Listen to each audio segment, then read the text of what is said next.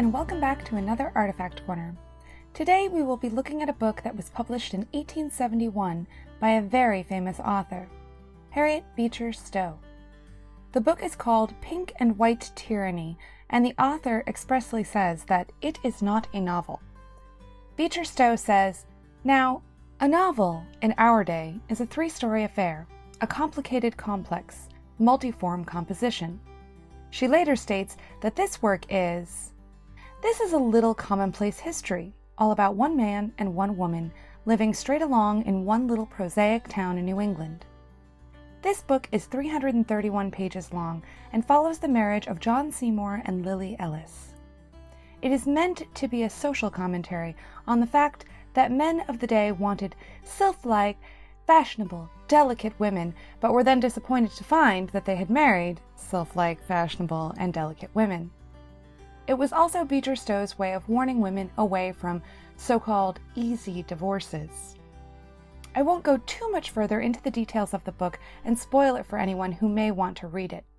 But let's learn a bit more about the author, Harriet Beecher Stowe. Harriet Beecher Stowe was born on June 14, 1811 in Litchfield, Connecticut. She was the sixth of 11 children. Her father was a reverend, and Harriet was raised in a very religious family. Her parents wanted their children to better the world around them, and all 7 of her brothers became ministers.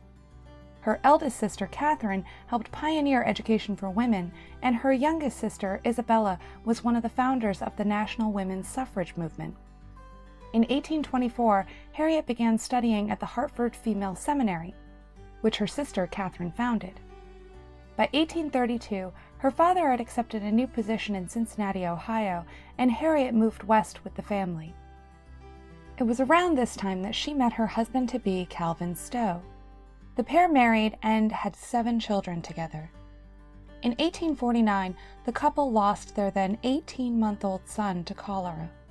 The pain was almost unbearable for Harriet, who later said that she channeled that pain to help her write her most famous novel.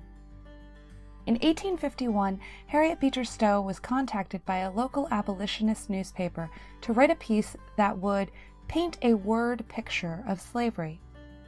She started out with the intention of writing 3 or maybe 4 chapters that would be published in the newspaper. She wrote more than 40 chapters. The book was published in 1852 under the title Uncle Tom's Cabin, or Life Among the Lowly, and was an instant bestseller.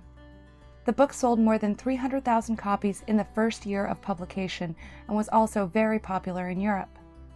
The book, however, was banned in the South. Harriet and her husband Calvin moved to Maine, and she continued writing.